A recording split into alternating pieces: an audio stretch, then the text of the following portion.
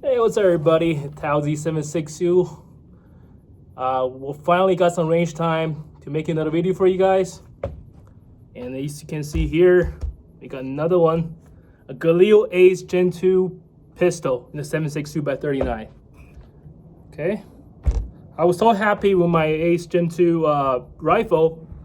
I ended up getting a pistol, which is the 8.5 barrel length. Okay, so yeah, but in order for me to get this, I had to sell my 77K. You know, I broke my heart selling that 77K pistol, the Bulgarian mill receiver. But then again, you know, I'm not missing too much because this is the same barrel length. It's also a mill receiver, made in Israel. It's also import. But in my previous videos, I talk about why I like the Gen 2 so much, or why I like the Galil Ace so much, is that it's very modern. It's modular setup. You're ready to be accessorized for your red dots, your grips. You know, factory concentric barrel that's in the 5.8x24 thread pattern. Okay. So comparing to my 77K, why I choose this over the 77K? A lot of people might ask me. Well, I have been asked that question too. Versus this with the 77K. With the 77K is a great pistol. You know, it's not any inferior than any of the pistols out there. In fact, that's probably one of the greatest mill receivers. Well, not just the pistol, but also the 77 series, the 77K, 77SF, 77R. You know, it's the Bulgarian mill receivers. Nowadays, there's not a whole lot of mill receivers out there. So it's not inferior than anything. But to me, I already have a lot of the similar AK variants. So it just basically just another AK pistol for me. You know, I have a Draco and I have some other AKMs and so on. Anyhow, so with that being said, the same 7K, when I was suppressing it, well, I was able to do it. You see my other old videos where I was able to do it, which is fine. Okay, now with the adapters from JMac, okay, the JMac adapters, you can thread the most sturdy cals like this one, the Nomad TI or Nomad 30 on it, no problem. But your options are kind of very limited because the mount that you're using is particularly for the 24 right hand, which is your Bulgarian Russian pattern.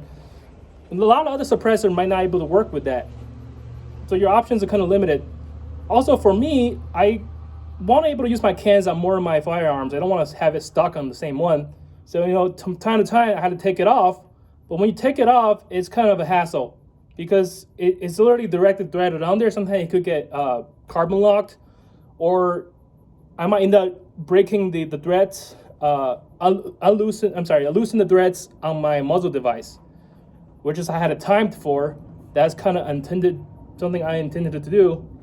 So I tried to avoid it if I can, but I want to be able to use my suppressor more often. So I don't want to have it stuck on one gun because this is my only can. So versus this, I can definitely take it out easily with the Deadair Xeno mount. I had the same mount for the rifle, so I can swap these between my rifles or any other my firearm that has the same mounting system. So it's modular. Okay, let's do a safety check. Okay, so to take it off, I just shot it a little bit, so it's a little hot. Just got it zeroed earlier. But again, it's left-hand threads too. So to loosen it, you go right. There you go. But as you do that, I talked about before in my other videos where you actually tighten up your can and your muzzle device. All right, it comes right off. And I got the flash hider for this one. I just want to see the difference because I have the muzzle brake for my rifle, and so this time I'm going to try the flash hider. All right, so now with the adapter, it's probably the shortest the Deadair makes for your mounting system. I think the shortest ones in the market is probably the the Q or the Cherry Bomb, I believe.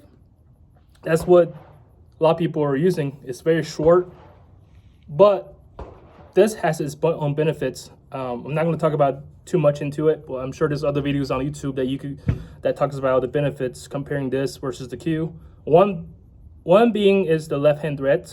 Okay, so you want to find that indicator. Okay, now you go boom, boom, boom.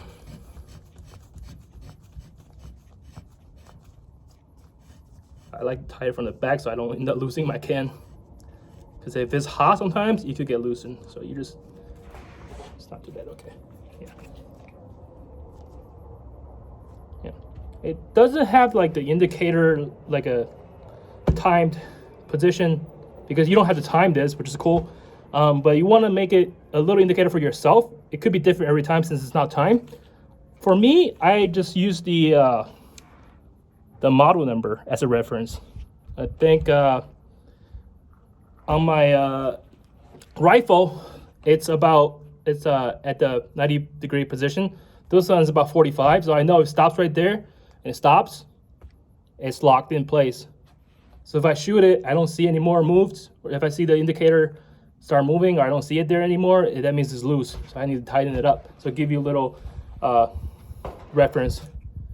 And also another point, you can see the logo right here on the side, which is cool because it's in the perfect position. Okay. Of course, I got the. In fact, I had to move this off from my rifle because I liked it so much. The Emissary Development hand grip. It has so much room on it, and even for this short pistol, have a short rail. You still have. I can put my whole hands on it in the front as much as I can. And of course, my light.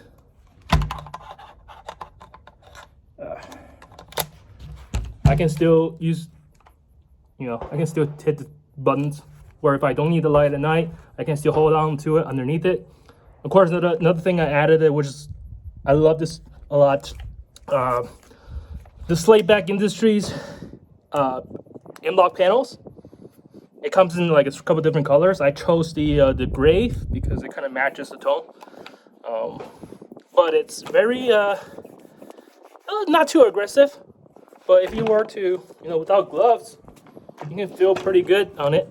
It gives you that extra aggressiveness to hold on to the front end. I'm probably gonna add a little one there too. I'm gonna get like maybe the one slot and just put it right here so I get a little more, aggressiveness on the bottom. But right now with this, it's pretty comfy. My hands naturally falls on this side. My front end of my palms, right there, get that nice pinch. I can, without the light, I can maybe do the C-clamp. Even that, I can still do the C-clamp, But it's a very good setup. I love it, and it, makes a nice color tone too.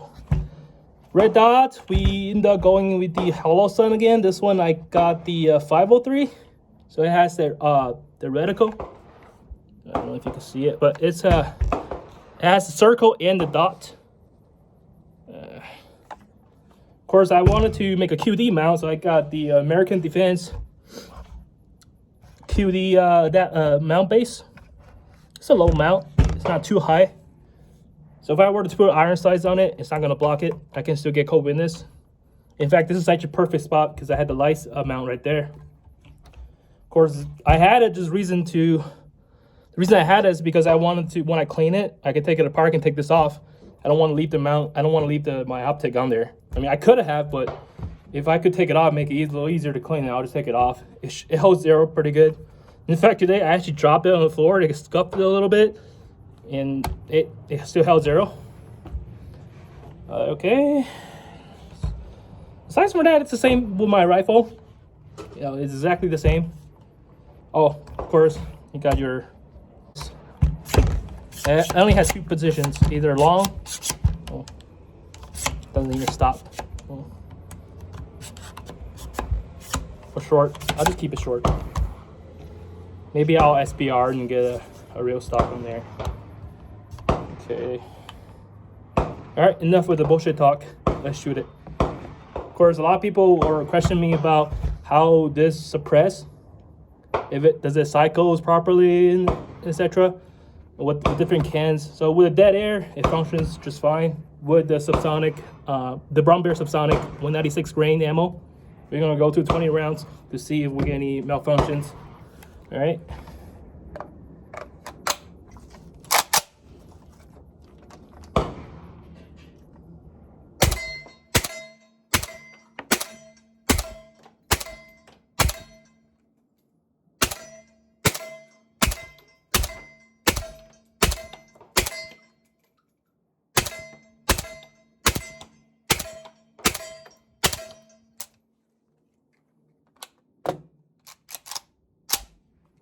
Wow, it's super soft, man.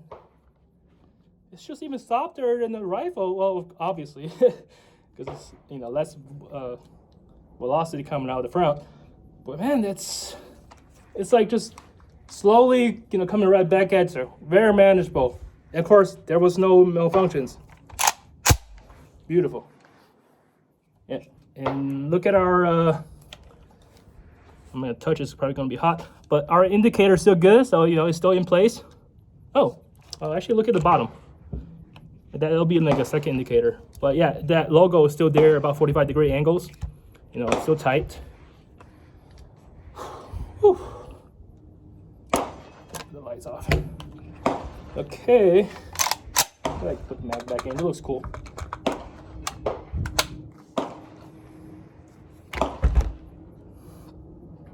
Yep, I'm loving it. So, hopefully you guys enjoyed this video, and I'll see you in the next one. Peace.